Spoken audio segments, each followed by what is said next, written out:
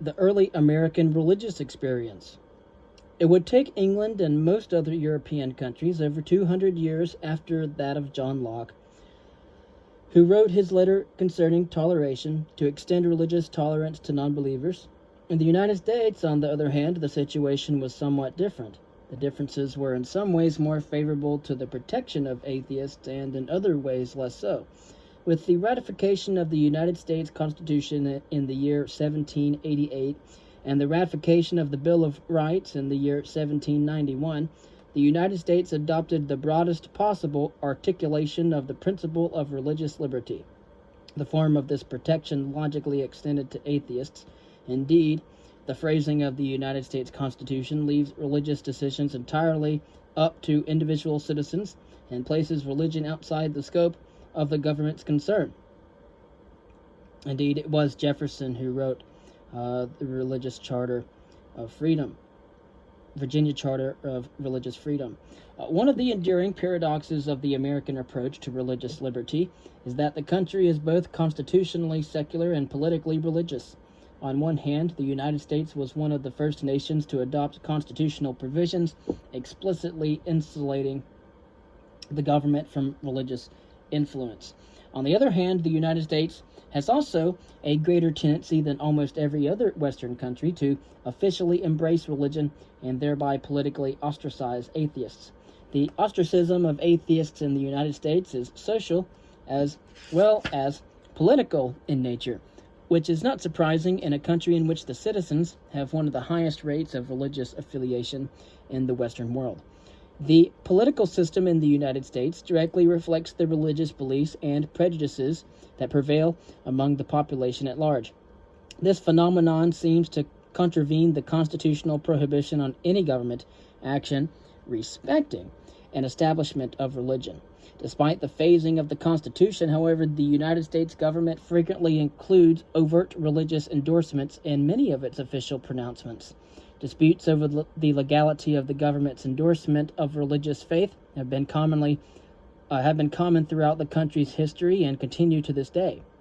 In many ways, the current conflicts over whether the United States government is primarily secular or religious reflect disputes that have defined the nation's political structure since its very founding. The nation was founded in between two so-called Great Awakenings, during which religious devotion and fervor ran high. When the Constitution was ratified in the year 1788, 6 of the original 13 states had some form of religious establishment. These state establishments usually took the form of mandatory tithes. In these states, citizens were required to pay a mandatory religious tax, which the state would collect and then forward to religious organizations. By the time the Constitution was adopted, all of the American states had abandoned European-style systems in which the government established a single church. In place of single establishments, the 6 American states that had become or had some form of establishment had adopted so-called multiple establishments. Under this system, the states that maintained religious establishments would collect the religion tax and then distribute the revenues to a church chosen by the taxpayer or on a proportional basis to every religious organization within the state based on the percentage of the population that belonged to each denomination.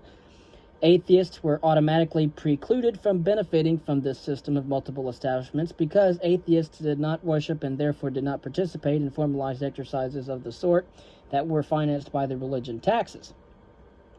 In contrast to the 6 states that still had some form of established religion, 7 of the original 13 states had abandoned any form of religious establishment by the time the Bill of Rights was ratified in the year 1791.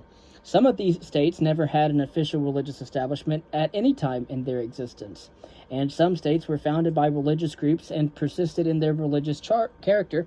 Other states had never been religious, and still other states had been religious, of course, but had moved toward a secular model of governance. Thus, the United States had within its own borders a very wide continuum of perspectives on religious liberty and the proper role of religion in public life. One of the most important battles over religious establishments came in the year 1784 and 1785 in the state of Virginia.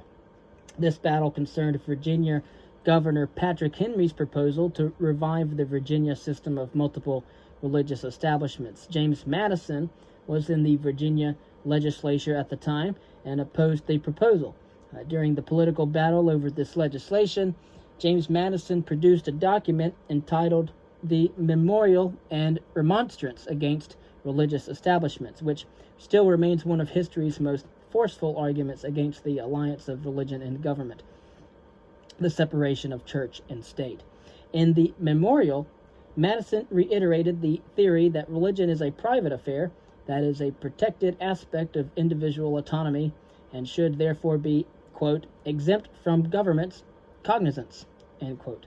Madison argued that multiple establishments were just as oppressive as single establishments because who does not see that the same authority which can establish Christianity in exclusion of all other religions may establish with the same ease any particular sect of Christians in exclusion of all other sects.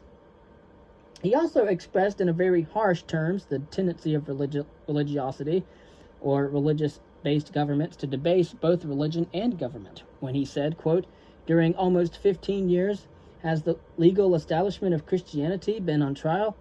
What have been its fruits?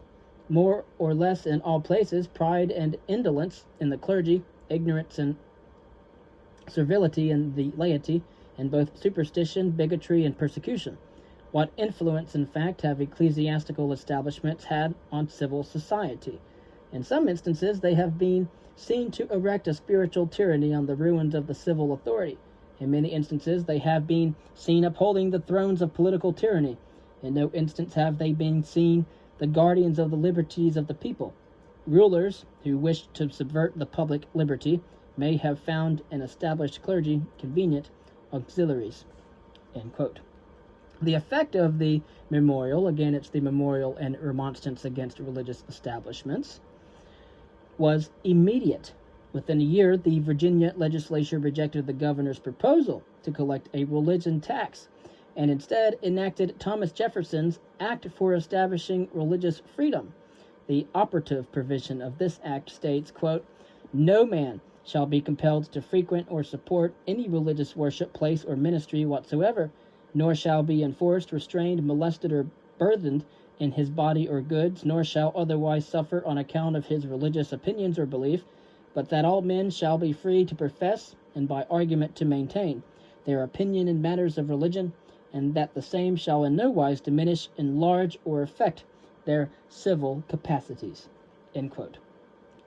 The Virginia experience and its strong articulation of religious liberty would greatly affect the legal landscape of the nation as a whole. It also provided a theoretical justification for extending religious liberty protections to atheists, and unlike many other earlier arguments for religious liberty, the Memorial by Madison phrased the concept in terms of freedom from religion, as well as freedom of religion. A few years after James Madison would move on to Congress in Washington, where he would draft the Bill of Rights.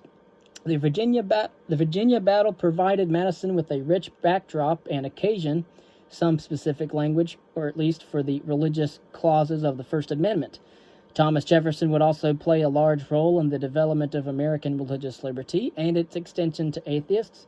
When Jefferson campaigned for president in the year 1800, his political opponents focused on a great deal of attention on his religious beliefs. Jefferson was not an atheist, but he had very liberal views for the time. He was a deist. He believed in a naturalistic God who did not intervene directly in human affairs.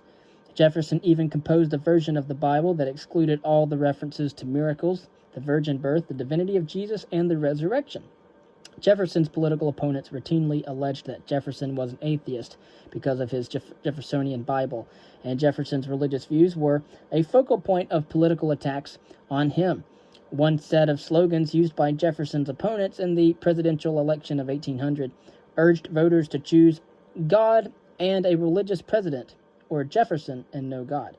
Another opponent, who was also a Dutch Reformed minister, issued a pamphlet in which he argued, on account of his disbelief in the Holy Scriptures and his attempts to discredit them, Jefferson ought to be rejected from the presidency.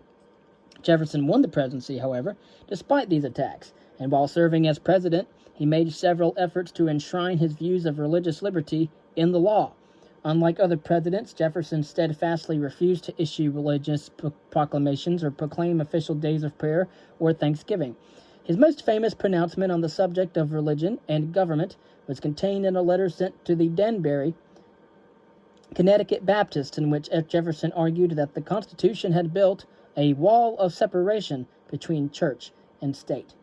Almost a century later, the Supreme Court would write that this statement may be accepted almost as an authoritative declaration of the scope and effect of the First Amendment. It seems clear that the two major figures in the development of the American constitutional guarantees of religious freedom intended to create a secular government which neither advanced religion nor discriminated against it. Under such a regime, atheists would be granted full political rights and allowed to participate in public life on equal terms with religious believers. But in contrast to Jefferson's and Madison's detailed theoretical approach to the issue of religious liberty, the country continued to be divided along religious lines. It is telling that Jefferson's political opponents believed that it would be an effective political tactic to assert that Jefferson was an atheist. Of course, these attacks indicate that a substantial part of the American political constituency viewed atheism as a disqualification for political office. These attacks also indicate the depth of feeling among members of the religious majority in the United States during the early years of the country's existence, and reveal how reluctant the religious majority was to concede political power to those outside the religious fold. These debates have not yet been abated. The continuing debate over the relative merits of religious and secular politics produces contrasting paradoxes in the United States and other Western countries. In many ways, the debate in Western countries other than the United States has been definitively settled in favor of greater effective freedom for atheists. In the United States, on the other hand, the political context is much the same as it was in the year 1800, with the country bitterly divided among religious lines. Those on the religious side of the dividing line continue to assert that the government is under God and that atheism is incompatible with the nation's basic spirit. However, the paradox is that the United States Constitution contains some of the strongest secular mandates of any governing document in a modern Western democracy. Thus, the strong protection of religious liberty for atheists in the legal culture contrasts sharply with the effective exclusion of atheists from the political culture. The following passage from Alexis de Tocqueville's early 19th century book, Democracy in America, provides a remarkably accurate description of modern America. Quote, "In the United States, it is not only mores that are controlled by religion, but its sway extends over reason. Among the Anglo-Americans, there are some who profess Christian dogmas because they believe them, and others who do so because they are afraid to look as though they did not believe in them. So Christianity reigns without obstacles by universal consent.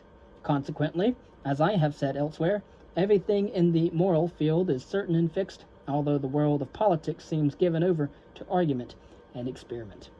End quote. The contrasts between the treatment of atheists in the United States and other Western countries is explored using a framework that divides the legal protection of non-believers into two categories. The first category describes the legal protection of atheistic beliefs, expressions, and practices. The second category describes the legal constraints on incorporating religion into the government's structure and legal policies. And then in the next video, we will discuss the protection of individual religious liberty.